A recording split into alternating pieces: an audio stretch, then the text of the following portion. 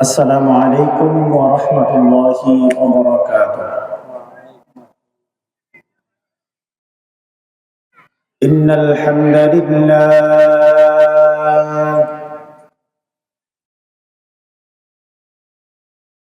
الحمد لله نحمده ونستعينه ونستغفره ونؤمن به ونتوكل عليه ونعوذ بالله من شرور أنفسنا ومن سيئات أعمالنا.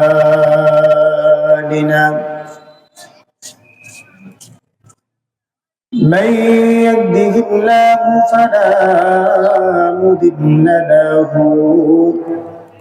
ومن يضلله فلا هادي له ونشهد أن لا إله إلا الله وحده لا شريك له ونشهد أن سيدنا وسندنا وحبيبنا وطبيب قلوبنا ومولانا محمدا عبده ورسوله أرسله الله بالحق بشيرا ونذيرا وداعيا إلى الله بإذنه وسراجا وقمرا منيرا. أما بعد فقد قال الله تبارك وتعالى في كلامه المجيد والفرقانه الحميد: أعوذ بالله من الشيطان الرجيم.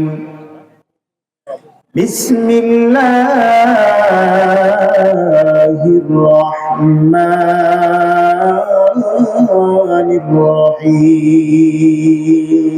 الرحيم. وجاءت سكرة الموت بالحق ذلك ما كنت منه تحيد. وقال رسول الله صلى الله عليه وسلم: كان يتغشاه الكرب يقول لا إله إلا الله إن الموت لسكرات، أو كما قال عليه الصلاة والسلام. وقال الله تعالى في شان حبيبي: إن الله وملائكته يصلون على النبي يا أيها الذين آمنوا صلوا عليه وسلموا تسليما. اللهم صل على اللهم صل على محمد وعلى آل محمد كما صليت على إبراهيم وعلى آل إبراهيم إنك حميد مجيد اللهم بارك على محمد وعلى آل محمد كما باركت على إبراهيم وعلى آل إبراهيم إنك حميد مجيد সকল মাখলুকাতের জন্য তুমি যে রহমত নেতা অনন্য আল্লাহু আকবার সকল মাখলুকাতের জন্য তুমি যে রহমত নেতা অনন্য তোমারি প্রেমে যায় তোমারি প্রেমে যায় দুঃখ ব্যথা বেদনা রাতের আধারে যেন চাঁদ মধু যোচনা বালাগাল উলা بكماله كشف الدجى بجماله حسنت جميع خصاله صلوا عليه وآله لا إله جوڑے لا إله إلا الله لا إله إلا الله পাখির গানে গানে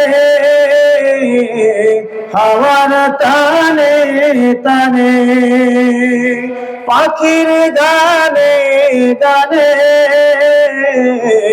হাওয়ার টানে টানে ওই নামেরই সুর শোনা যায় ওই নামেরই সুর শোনা যায় হলে পাগল পাড়া লা ইলাহা ইল্লাল্লাহ লা ইলাহা ইল্লাল্লাহ লা ইলাহা লা ইলাহা ইল্লাল্লাহ মুহাম্মাদুর রাসূলুল্লাহ সাল্লাল্লাহু আলাইহি ওয়াসাল্লাম। বাগবাড়ি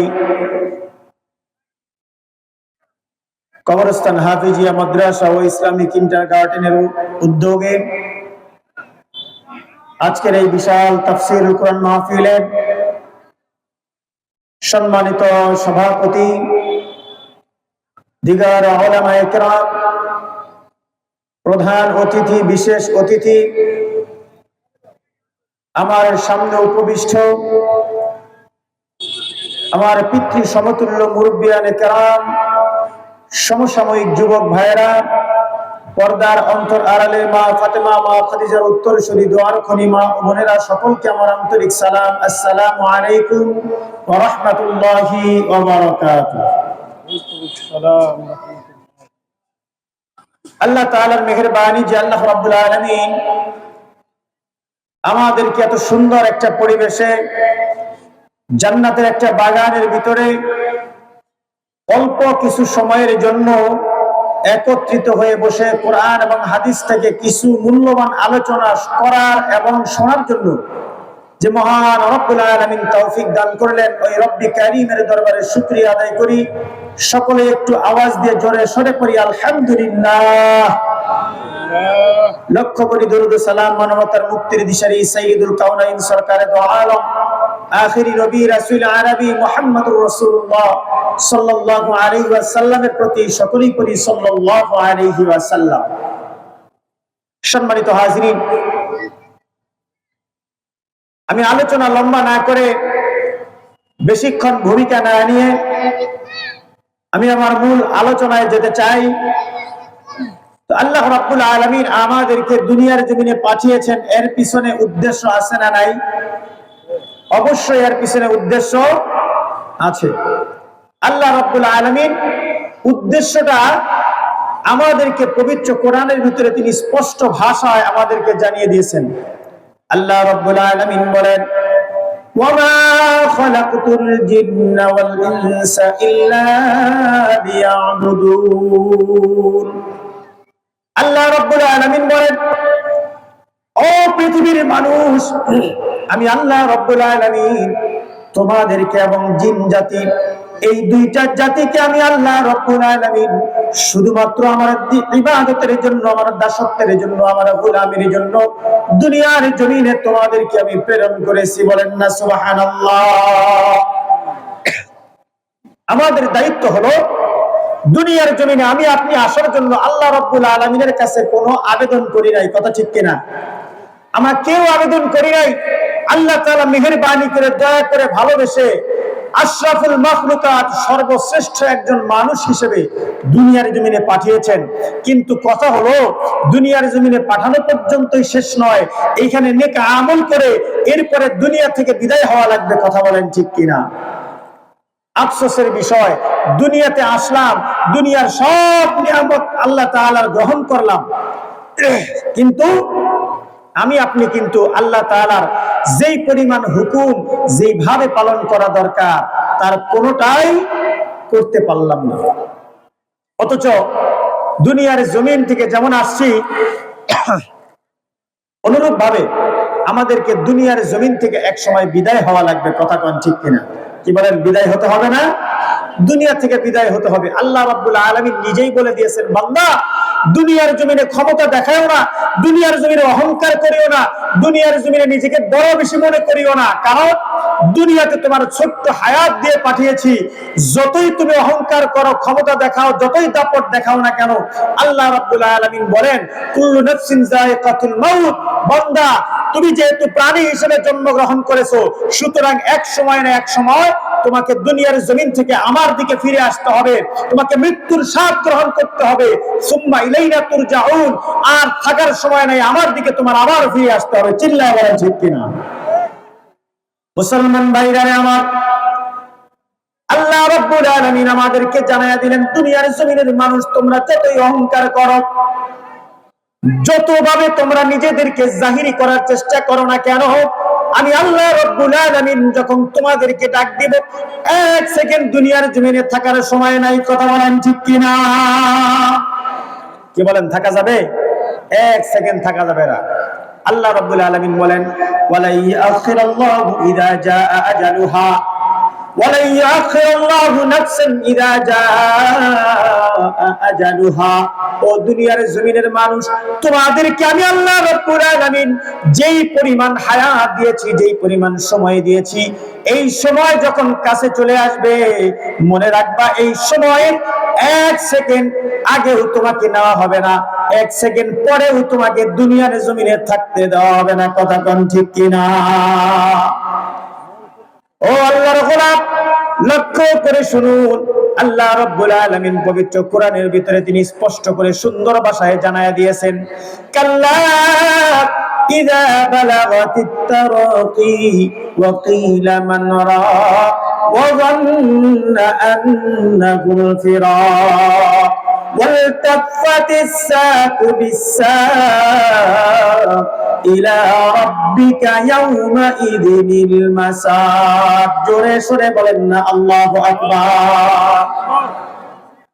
আল্লাহ রাব্বুল আলামিন বলেন, ও বান্দারে, কাল্লা ইযা বালাগাতিত তারাকি ওয়া কিলা মান রাক। আল্লাহ তাআলা বলেন, বান্দা, মৃত্যু যখন তোমার কাছে চলে আসবে, তোমার রূহটাকে যখন তোমার এই বডি থেকে, তোমার এই সুন্দর একটা গঠন থেকে যখন আস্তে আস্তে তিল তিল করে বের করা হবে, আল্লাহ তাআলা বলেন, কাল্লা ইযা বালাগাতিত তারাকি, যখন তোমার সুন্দর এই রূহটাকে টানতে টানতে বের করতে করতে কণ্ঠ নারী পর্যন্ত নিয়ে আসা হবে, আল্লাহ তাআলা বলেন, ওয়া কিলা মান রাক, আল্লাহ তাআলা ওই মুহূর্তে বান্দাকে লক্ষ্য করে বলে, বান্দা দুনিয়ার জমিনে অহংকার কম করো নাই, দুনিয়ার জমিনে ক্ষমতা কম দেখাও নাই, দুনিয়ার জমিনে মনের ইচ্ছা স্বাধীন চলেছো। ও বান্দারে, এত ক্ষমতা, এত পাওয়ার, আজকে তোমার রূহটা কণ্ঠ পর্যন্ত বের হয়ে গেছে। ও বান্দা, তোমাকে কে আছে আজকে আমার হাত থেকে বাঁচাইতে পারে? আল্লাহ রাব্বুল আলামিন বলেন, ওয়াজান্না আন্নাহুল ফিরাক।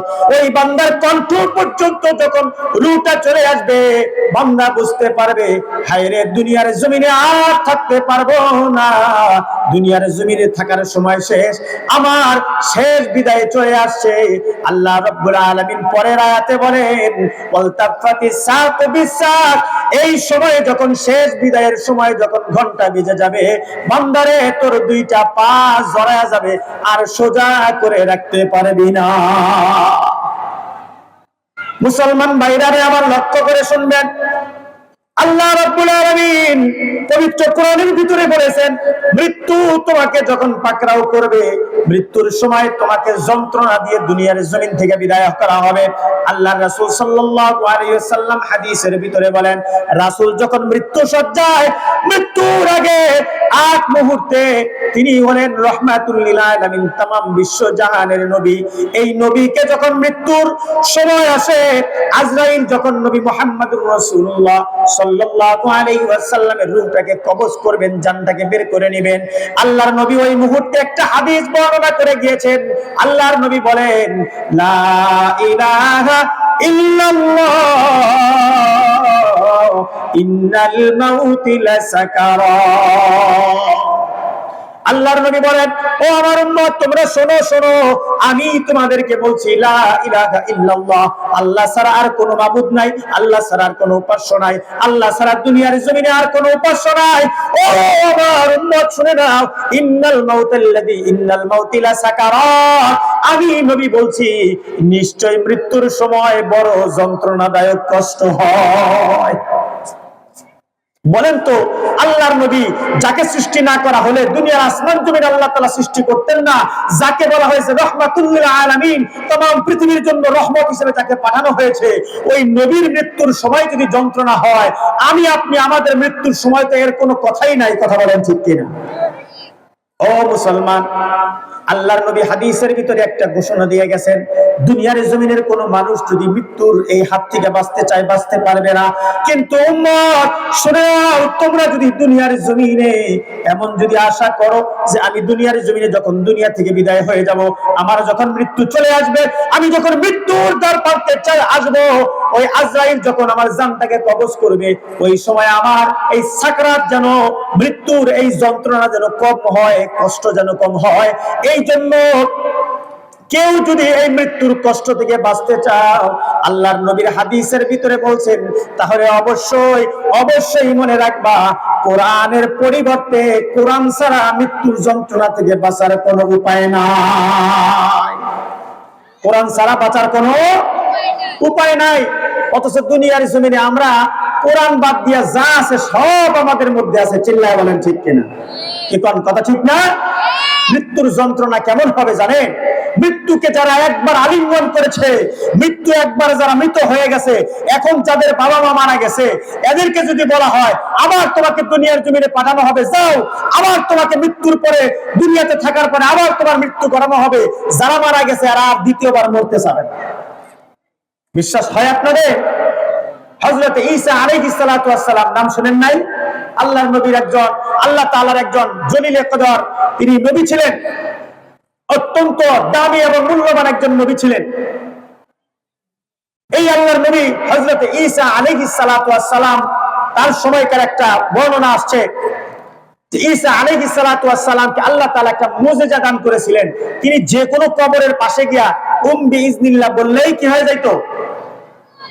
কবরের মৃত মানুষটা জীবিত হয়ে হযরত ঈসা আলাইহিস সালাতু ওয়াস সালামের সাথে কথা বলতে বলেন। সুবহানাল্লাহ! এত সুন্দর ক্ষমতা, একটা মুজিজা আল্লাহ তাআলা তাকে দান করেছিলেন। মুসলমান ভাইরা আমার, হযরত ঈসা আলাইহিস সালাতু ওয়াস সালামকে আল্লাহ রাব্বুল আলামিন মৃত মানুষকে জীবিত করে কথা বলার মতো ক্ষমতা দিয়েছিলেন, তাকে একটা মুজিজা দান করেছিলেন। এই ঈসা আলাইহিস সালাতু ওয়াস সালামের সময় একজন ইহুদি হযরত ঈসা আলাইহিস সালাতু ওয়াস সালামকে এসে ডাক দিয়ে বললেন, ও আল্লাহর নবী ঈসা, আমি তো দেখেছি আপনি শুধু নতুন নতুন কবর থেকে মানুষগুলাকে উত্তোলন করে তাদের সাথে কথা বলেন। আপনি যে আল্লাহর নবী, আপনি যে মুজিজা পেয়েছেন, এইটা আমি তখন বিশ্বাস করব, এখন বিশ্বাস করি না। যদি আপনি অনেক বছর পুরাতন একটা কবর থেকে একটা মানুষকে জীবিত করতে পারেন।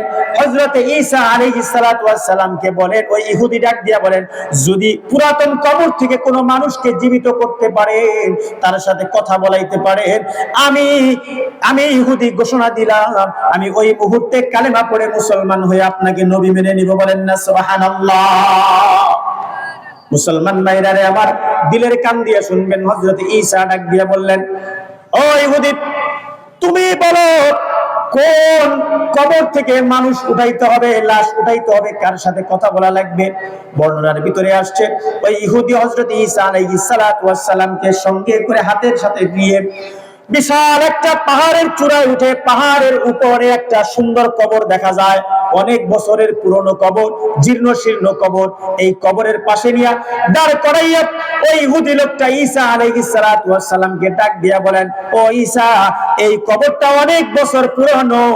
এই কবরের ভিতরে যিনি শুয়ে আছেন, যেই ব্যক্তি মৃত্যুবরণ করেছেন, ওই ব্যক্তিকে যদি তুমি দাঁড় করাইতে পারো, তুলতে পারো, এবং তার মাধ্যমে যদি কথা বলাইতে পারো, আমি বুঝতে পারবো আল্লাহ তোমাকে মুজিজা দিয়েছে, তুমি একজন আল্লাহর নবী। মুসলমান ভাইরা আমার, ঈসা আলাইহিস সালাতু ওয়াস সালাম ওই কবরের পাশে দাঁড়াইয়া আল্লাহর হস্তে ডাক দিয়ে বললেন, কুম বিইজনিল্লাহ, ও কবরে শহীদ ব্যক্তি, আল্লাহ রাব্বুল আলামিনের হুকুমে তুমি জীবিত হয়ে যাও। হযরত ঈসা এই কথা বলতে দেরি হয়েছে, মুহূর্তের ভিতরে হাজার বছরের পুরাতন কবর থেকে মৃত ব্যক্তি জীবিত হয়ে দাঁড়ায় গেছে, এক সেকেন্ড দেরি হয় নাই। চিল্লায় বলেন না আল্লাহু আকবার। হযরত ঈসা আলাইহিস সালাতু ওয়াস সালাম ওই ব্যক্তি যখন দাঁড়ায় গেছে, তার সাথে কুশল বিনিময় করেছে। কুশল বিনিময় করার পর তার নাম জিজ্ঞাসা করেছে। তিনি বলেন, ও আল্লাহর নবী পয়গম্বর ঈসা, আমার নাম হলো শামস, আমার পিতা ছিলেন হযরতে নূহ আলাইহিস সালাতু ওয়াস সালাম। আমি অনেক বছর আগে দুনিয়ার জমিন থেকে বিদায় হয়ে গেছি। বিভিন্ন কথাবার্তা বলার পর হযরতে ঈসা আলাইহিস সালাতু ওয়াস সালাম ওই নূহ আলাইহিস সালামের পুত্র শামসকে ডাক দিয়া বলেছেন, ও ভাই শামস, তোমার সাথে তো অনেকক্ষণ কথা বলেছি, কিন্তু তোমাকে আমি একটা কথা বলতে চাই। এই যে তোমাকে আমি কবর থেকে জীবিত করলাম, এখন কি তোমার দুনিয়াতে থাকতে ইচ্ছা করতেছে কিনা? যদি দুনিয়াতে তুমি থাকতে চাও, আমি আল্লাহ পাকের কাছে দোয়া করে তোমার হায়াতটাকে আমি বাড়ায়া দিতে চাই।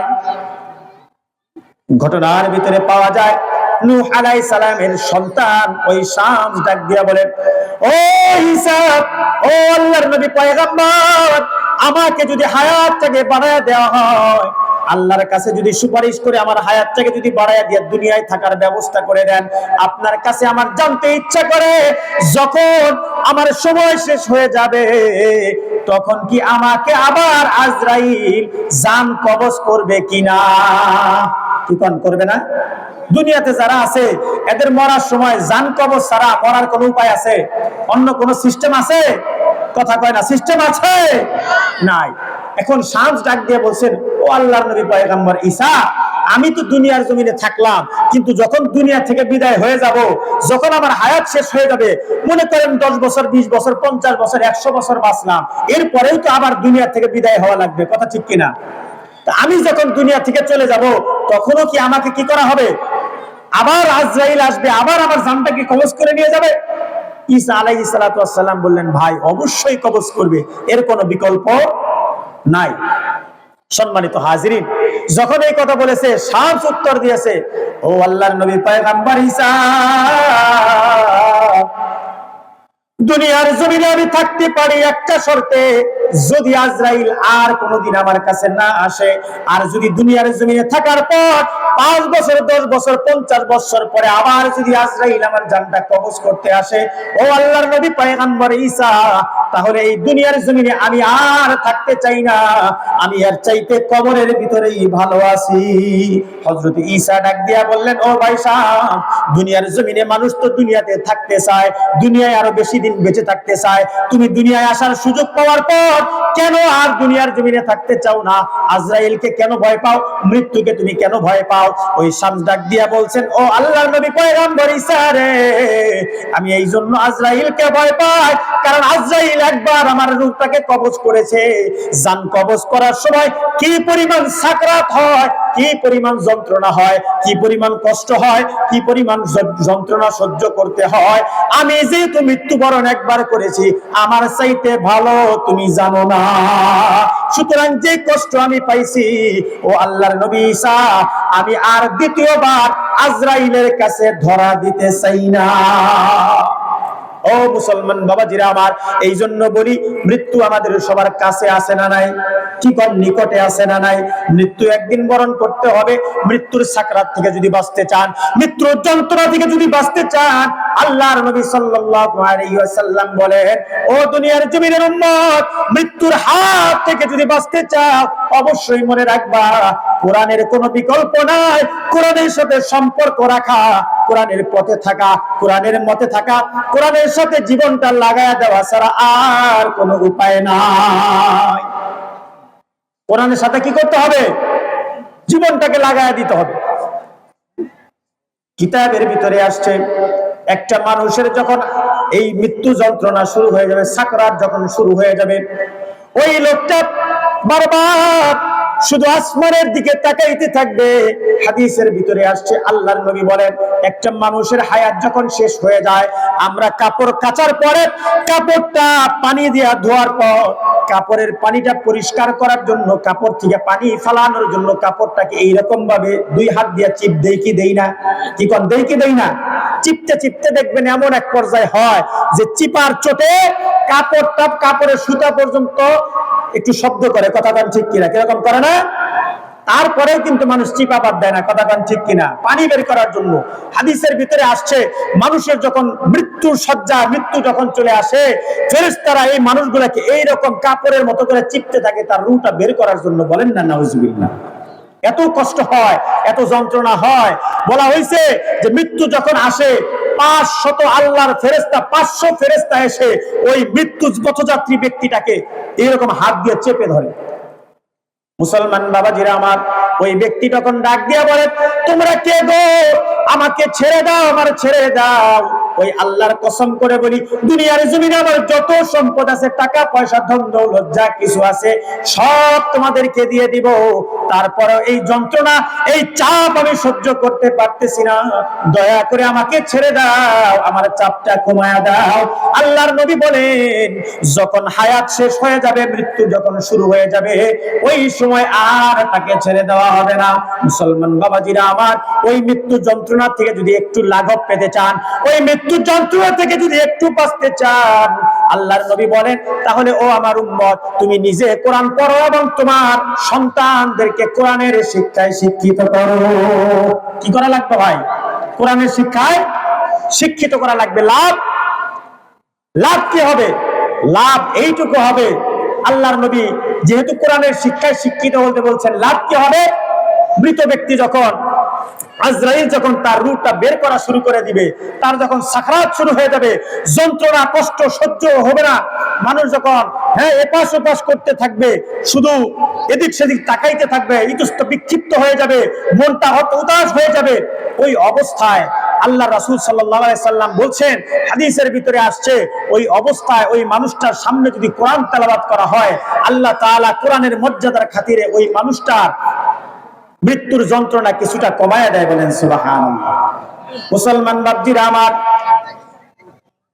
একজন মানুষের যখন হায়াত শেষ হয়ে যায়, মৃত্যুর সাকরাত যখন শুরু হয়ে যায়, ওই সময় মনে রাখবেন, আপনার একটা সন্তান যদি কোরআনের হাফেজ থাকে, আপনার একটা সন্তান যদি আলেম থাকে, অথবা আপনার সন্তান যদি এমন হয় ডাক্তার বানাইছেন, ইঞ্জিনিয়ার বানাইছেন, কোনো সমস্যা নাই, কিন্তু এই সন্তানকে কোরআন এবং হাদিসের জ্ঞান শিখাইয়া দিয়েছেন, আপনার সন্তান কোরআনটা সুন্দরভাবে তেলাওয়াত করতে পারে, মনে রাখবেন আপনার মৃত্যুর সময় ওই সন্তান যখন আপনার মাথার কাছে এসে বসে পবিত্র কোরআনটা খুলে দিয়ে, আল্লাহ রাব্বুল আলামিনের পবিত্র কোরআনটা খুলে আপনার মাথার কাছে বসে যখন পড়া শুরু করে দিবে, বিসমিল্লাহির রহমানির রহিম, ইয়াসিন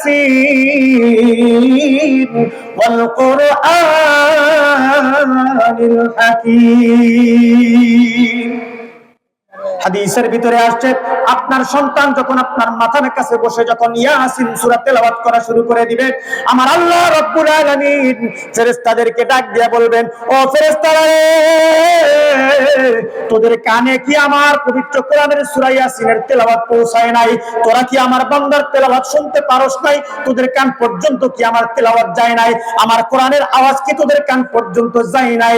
ফেরেশতারা বলবে, মালিক, আমাদের কান পর্যন্ত তোমার কোরআনের আওয়াজ এসেছে, কিন্তু এই বান্দার জন্য যতটুকু এই মৃত্যুর সাকরাত যতটুকু বরাদ্দ আছে এটা তো তাকে দেওয়া লাগবে। আল্লাহ তাআলা ওই মুহূর্তে ওই সূরা ইয়াসিনের কারণে ডাক দিয়া বলবেন, ফেরেশতারা সাবধান সাবধান, তোমরা সাবধান হয়ে যাও, আমি তোমাদেরকে ঘোষণা দিলাম যে তোমার বান্দার পাশে বসে আমার পবিত্র কোরআনের তেলাওয়াত হয়, আমার একটা সুন্দর মর্যাদাপূর্ণ আমার নবীর সূরা তেলাওয়াত হয়, সূরা ইয়াসিনের তেলাওয়াত হয়, আমার কোরআনের মর্যাদার খাতিরে এই মুহূর্তে যদি আমার বান্দার মৃত্যুর সাকরাত যদি আমি না কমায়া দেই, ও ফেরেশতারা, এইটা আমার কোরআনের সাথে মর্যাদার সাংঘর্ষিক হয়ে যায়, অবমাননা হয়ে যায়, সুতরাং আমার কোরআনের মর্যাদার খাতিরে আমার এই বান্দার সকল প্রকার মৃত্যু যন্ত্রণা তোমরা লাঘব করিয়া দাও। এই জন্য ভাই, কোরআনের সাথে আমাদের কি রাখা লাগবে?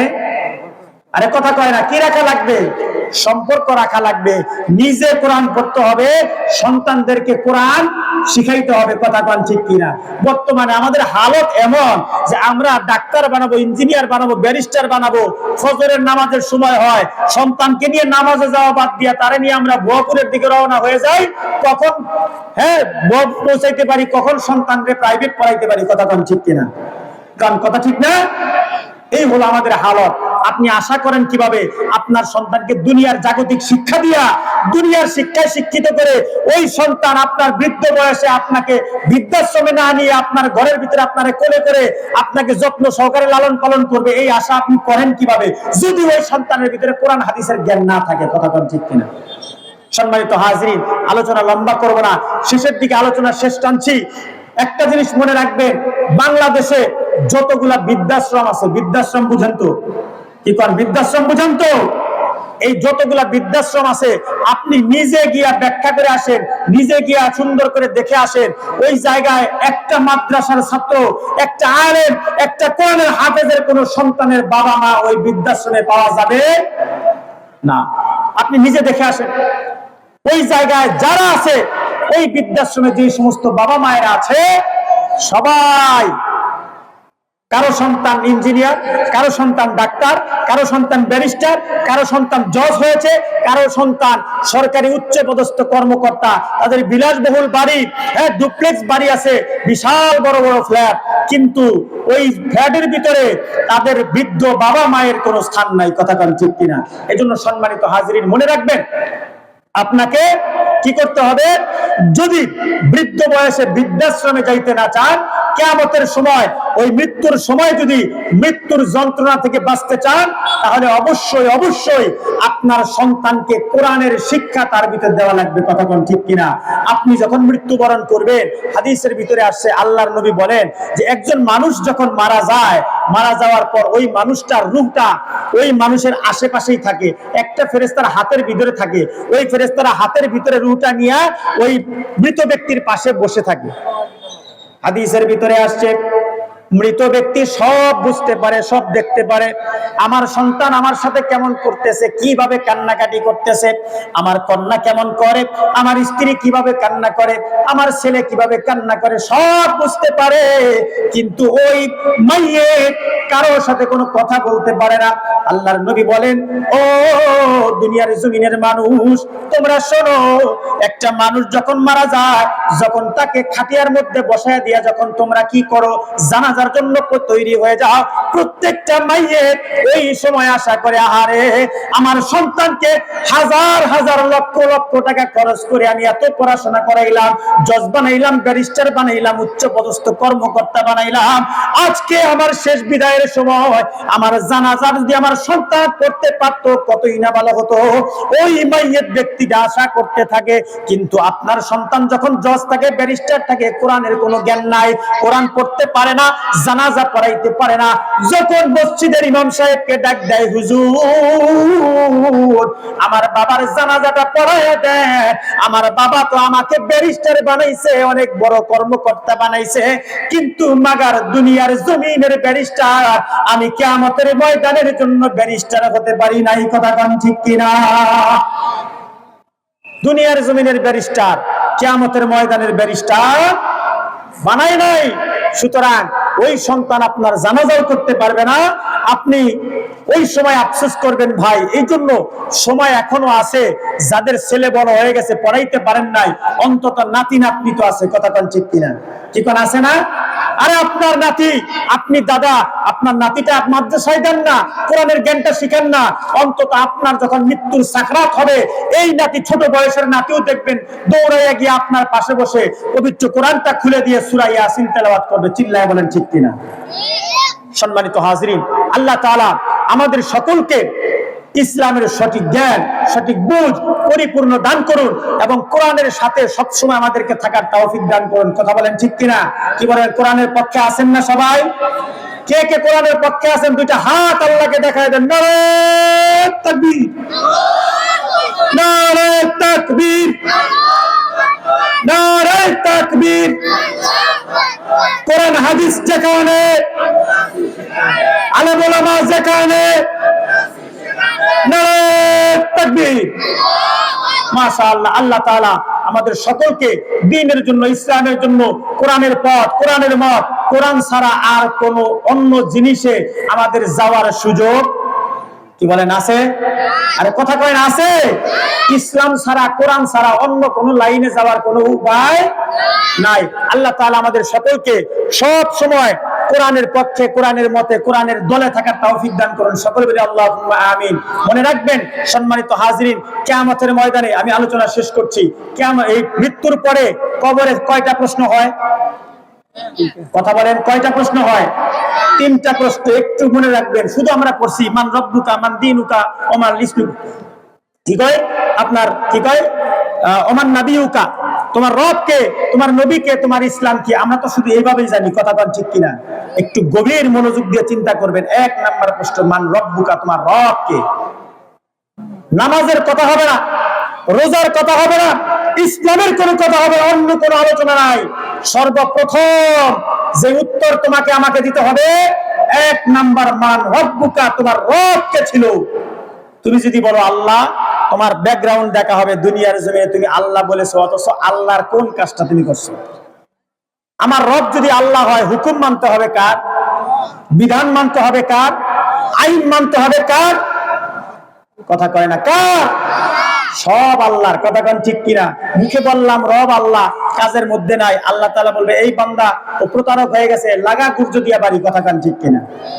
দুই নাম্বার প্রশ্ন, এটা ব্যাখ্যা করলে অন্তত 2 ঘন্টা আলোচনা করা যাবে, আমি ওটা যাবো না, যেহেতু আলোচনা শেষ দিলাম, একটু টাচ দিয়া যায়। 2 নাম্বার প্রশ্ন, ফেরেশতা জিজ্ঞাসা করবে ওমান নাবিয়ুকা, তোমার নবী কে ছিল।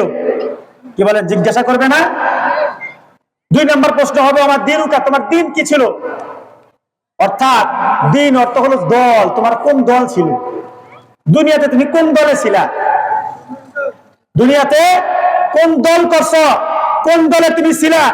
এর 1 নাম্বার উত্তর হলো ইসলাম। কথা বলেন ঠিক কিনা? ইসলাম দল যদি থাকি, কোরআনের পথ, কোরআনের মত ছাড়া অন্য কোনো উপায় আছে? কথা কয় না, আছে? ধরা কিন্তু খেয়ে যাব। সর্বশেষ প্রশ্ন যখন বলা হবে ওমান নাবিয়ুকা, আল্লাহ তাআলা প্রশ্ন করে বসবেন ফেরেশতার মাধ্যমে, ওমান নাবিয়ুকা, বান্দা আমি কি তোমার রবকে রব মেনেছো? দুনিয়ার জমিনে যদি মেনে থাকো ভালো, না মানলে তোমার জন্য ব্যবস্থা আছে। আমার দিনকে যদি ইসলাম মেনে থাকে ভালো, না মেনে থাকে তোমার জন্য ব্যবস্থা আছে। শেষ প্রশ্ন একটু বলো তো, আমার নাবিয়ুকা, তুমি দল তো করেছো একজনের, তুমি নেতা মানছো কারে? কথা কয় না, নেতা মানছি কারে? বুঝেন নাই আমার কথা? নেতা মানি কারে? আমাদের নেতাকে মুহাম্মদুর রাসূলুল্লাহ সাল্লাল্লাহু আলাইহি সাল্লাম। প্রশ্ন কিন্তু তিনটাই রাজনৈতিক প্রশ্ন, কথা কান ঠিক কিনা? প্রশ্ন রাজনৈতিক না? তোমার রবকে, কার বিধান মানছো, কার হুকুম মানছো, কোন দল করছো, তোমার নেতা কে ছিল, তিনটাই রাজনৈতিক প্রশ্ন না? সম্মানিত হাজিরিন, ইসলামের রাজনীতি সব আছে, সব কিছু আছে। সুতরাং মগজ খাটাইতে হবে, কোরআন পড়তে হবে, হাদিস পড়তে হবে, এরপরে প্রশ্ন তুলতে হবে। কথাটা ঠিক কিনা? আল্লাহ তাআলা আমাদের সকলকে জানার, বুঝার এবং মানার তৌফিক দান করুন। আমাদের সন্তানদেরকে কোরআনের শিক্ষায় শিক্ষিত করার, নিজেদেরকে কোরআনের আলোয় আলোকিত করার তৌফিক দান করুন। সকলে বলে আল্লাহুম্মা আমিন। ওয়া আখিরু দাওয়ানা আনিল হামদুলিল্লাহি রাব্বিল আলামিন। আসসালামু আলাইকুম ওয়া রাহমাতুল্লাহি ওয়া বারাকাতুহু। সম্মানিত হাজিরিন, এই পর্যায়ে আপনাদের সামনে